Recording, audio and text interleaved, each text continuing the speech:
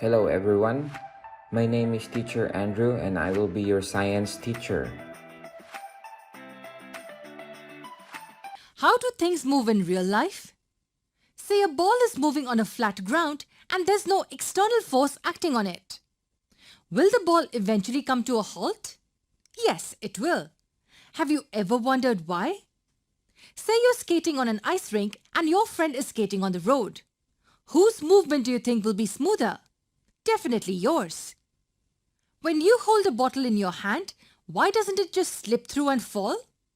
Sometimes when you're walking around in a mall, do you remember seeing a caution sign to warn you about the floor being wet? What explains all this? The answer is friction. The reason why the ball eventually comes to a halt is because of the force of friction. The reason why skating on an ice rink is easier because the force of friction is lesser there. The bottle doesn't slip through because the force of friction between your hand and the bottle doesn't allow it to do so. If the floor is wet, the friction offered by it reduces and there are chances that you might slip and fall. So what is this friction we're talking about? It's quite easy to understand its concept. Friction is nothing but a force. It is the force exerted by a surface where an object moves across it.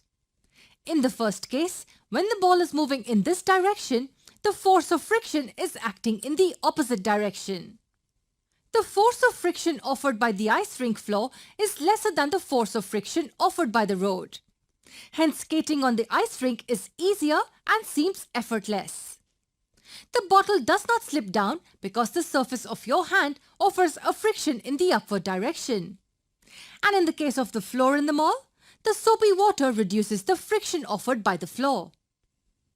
In the coming lessons, we'll learn a lot more about friction. We'll see the factors affecting friction. We'll understand if friction helps us in our everyday life or not.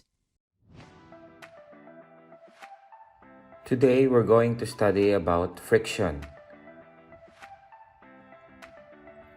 Friction acts in the opposite direction of the movement. Friction or frictional force occurs when two surfaces rub against each other. Here's a cube that's placed on the table. We know that if we are pushing the cube in this direction, then the force of friction will act in the opposite direction. If we apply a force along the left, then the force of friction will act towards the right and vice versa. The force of friction will always oppose the applied force. What are the factors that affect the friction? Let me give you 3 situations and then you tell me what it depends on. The first situation is when an object with a smooth surface is moving on a surface which is very smooth. Second, in which the object has a smooth surface and the surface on which it moves is rough. Or the object has a rough surface and the surface on which it moves is smooth. And in the third case, the surface of the object as well as the surface of the table is rough. In which situation do you think will the force of friction be the highest? Intuitively, you will tell me that in the third case, the force of friction will be higher than these 2 cases. And in which situation will the force of friction be the lowest? It'll be the first case as both the surfaces are very smooth. Though there will be friction here, it will be lesser than that in the other 2 cases. If we just look at these 3 situations, we can say that the force of friction increases as we go towards the right. So can you tell me the first factor on which the force of friction depends? Yes, it depends on the nature of the surface on which the object moves and the nature of the surface of the object. Yes, it depends on the smoothness or the roughness of the 2 surfaces which are in contact with each other. If you want to find out if this is true, here's what you can do at home. Create an inclined slope on a table like this and mark a point somewhere on it. Now from this point, let a small cylindrical shaped object move down. You will see that it reaches a particular point and then stops. Next, place sandpaper right under the slope and leave the object from the same point as before. What do you notice? You will see that the distance covered by the object is lesser in the second case. And you probably know why. The surface on which the object rolled was rougher in the second case. And clearly, the force of friction was more.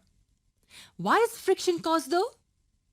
It is caused due to the irregularities on the two surfaces in contact. What do I mean by irregularities?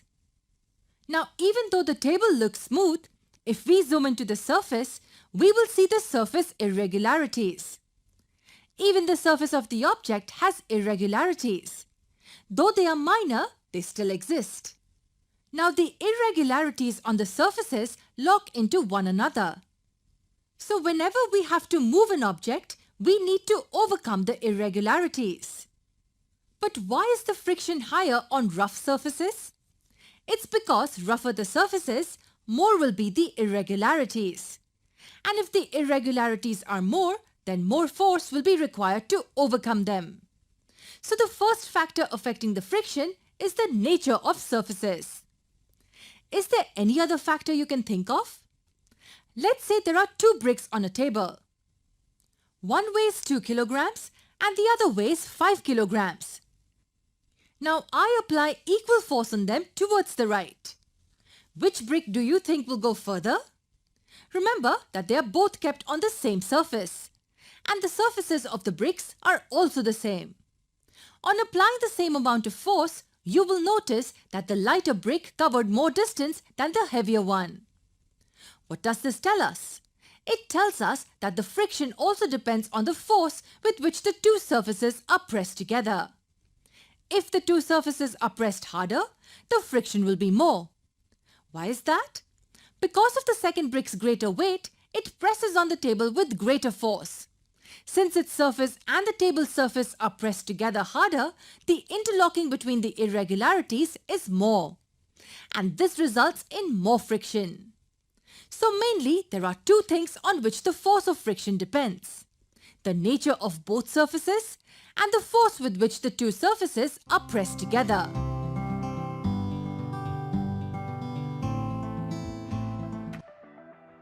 Factors affecting friction. Letter A. Texture of contacting surfaces.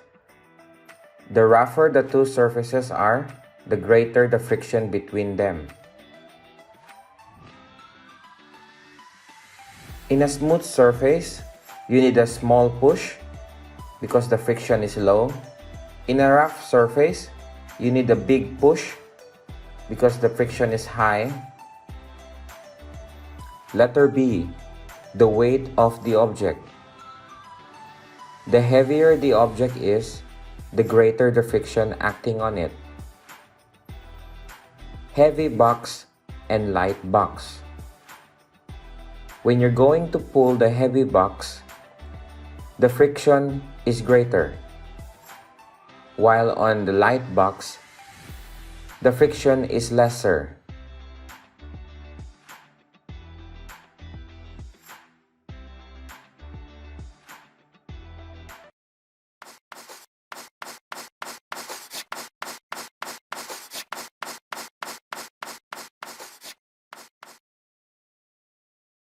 Bye bye, see you again.